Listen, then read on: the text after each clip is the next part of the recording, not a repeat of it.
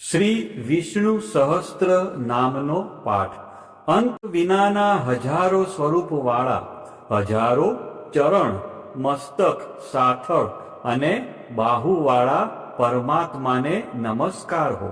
હજાર નામ વાળા અને હજાર કોટી યુગને ધારણ કરનાર એવા શાશ્વત બ્રહ્મ પુરુષને નમસ્કાર હો. જેની નાભીમાં કમળ એવા ભગવાન શ્રી વિષ્ણુને નમસ્કાર હો. જળમાં શયન કરનાર શ્રી વિષ્ણુ ભગવાનને નમસ્કાર હો.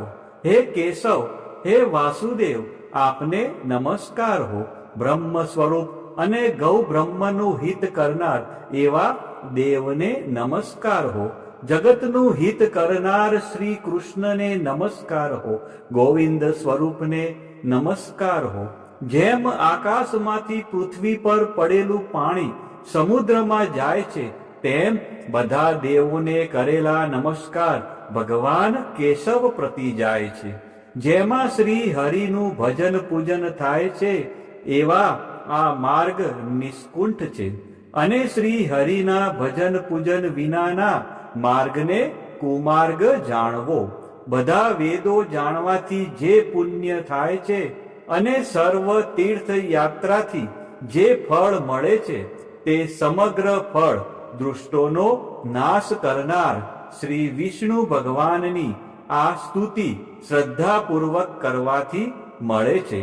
જે મનુષ્ય શ્રી હરિના મંદિરમાં નિત્ય 3 વાર પ્રભાત, મધ્યાહન અને સાયંકાળ માં 2 કે 1 વાર પણ આ વિષ્ણુ સહસ્ત્રનો પાઠ કરે છે, તેના સર્વ પાપ કર્મો નાશ પામે છે. જે મનુષ્ય આ સ્ત્રોતનો પાઠ ભાવ ભક્તિથી કરે છે, તેના શત્રુઓ બળી જાય છે. તેના ઉપર સર્વ ગ્રહો શાંત રહે છે અને તેના સર્વ પાપ વિનાશ પામે છે.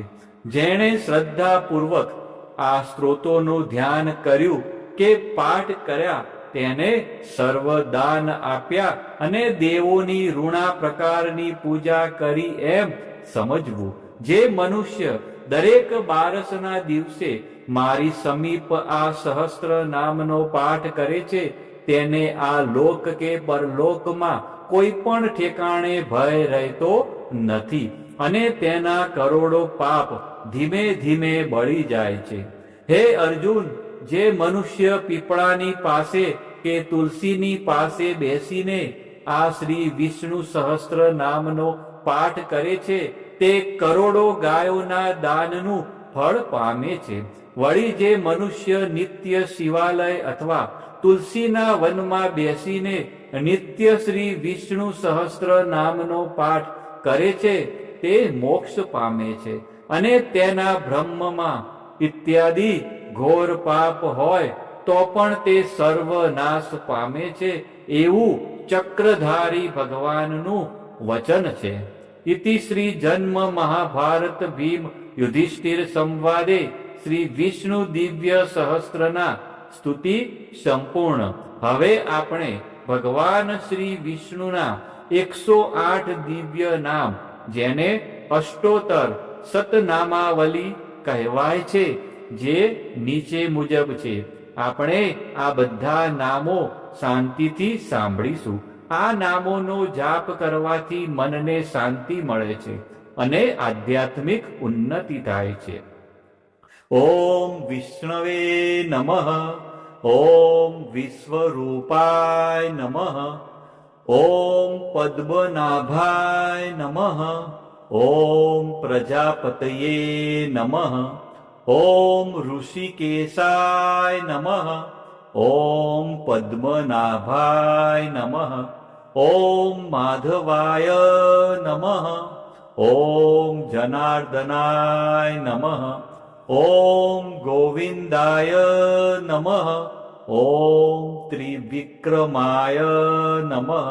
ઓમ શ્રીધરાય નમઃ. ઓમ કેશવાય નમઃ. ઓમ પુરુષોત્તમાય નમઃ. ઓમ દામોદરાય નમઃ. ॐ अच्युताय नमः। ॐ साणङ्गपाणये नमः। ॐ उपेन्द्राय नमः। ॐ इन्द्राय नमः। ॐ वामनाय नमः। ॐ वैकुण्ठाय नमः। ॐ जिष्णवे नमः। ॐ दैत्यान्तकाय नमः। ॐ भूतभद्रे नमः। ॐ बलिध्वंसिने नमः। ॐ सर्वदेवाय नमः। ॐ चतुर्भुजाय नमः। ॐ गदाधराय नमः। ॐ चक्रपाणये नमः। ॐ पङ्कजाय नमः। ॐ पीताम्बरधराय नमः। ॐ श्रीवत्सकाय नमः। ॐ पद्मपाणये नमः। ॐ वनमालिने नमः। ॐ पद्माक्षाय नमः। ॐ गरुडध्वजाय नमः। ॐ अनन्तशयनाय नमः।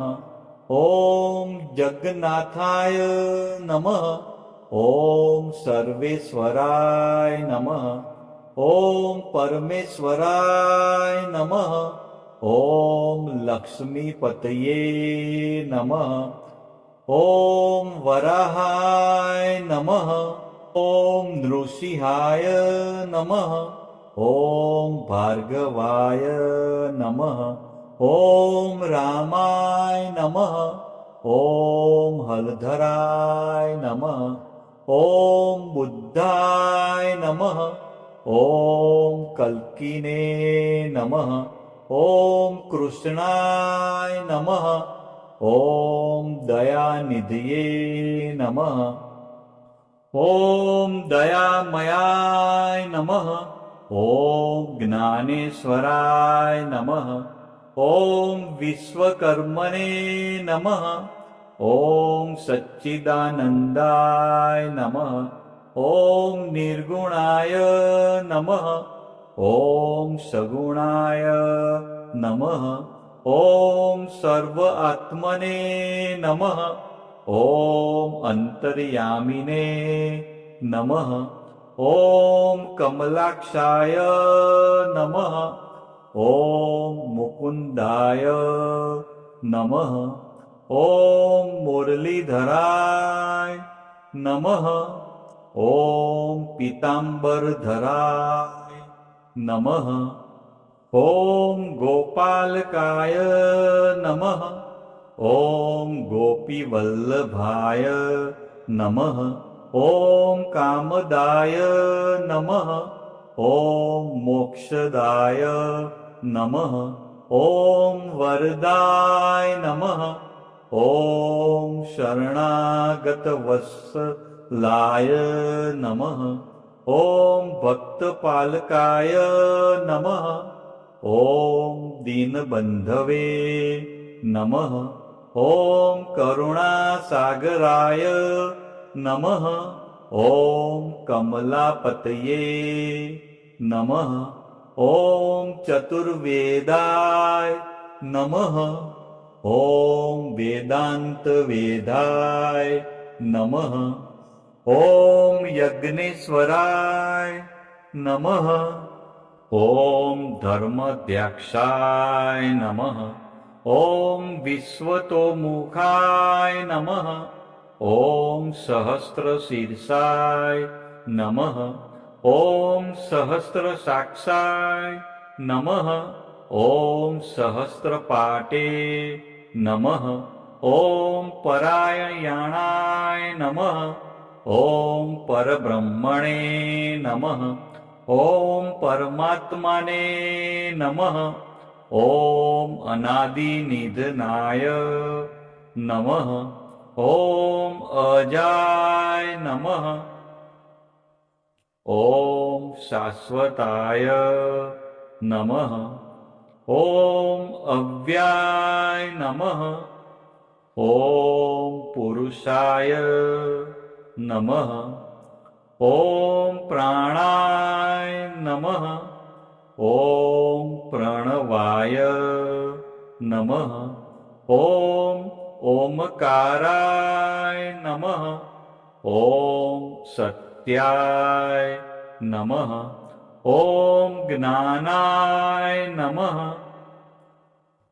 ॐ विभवे नमः ॐ प्रभवे नमः ॐ ईशनाय नमः ॐ महेश्वराय नमः ॐ रुद्राय नमः ॐ शिवाय नमः ॐ कालाय नमः ॐ मृत्युञ्जयाय नमः ॐ अमृताय नमः ॐ सर्वज्ञाय नमः ॐ सर्वावस्थाय नमः ॐ सनातनाय नमः ॐ सर्वव्यापिने नमः ॐ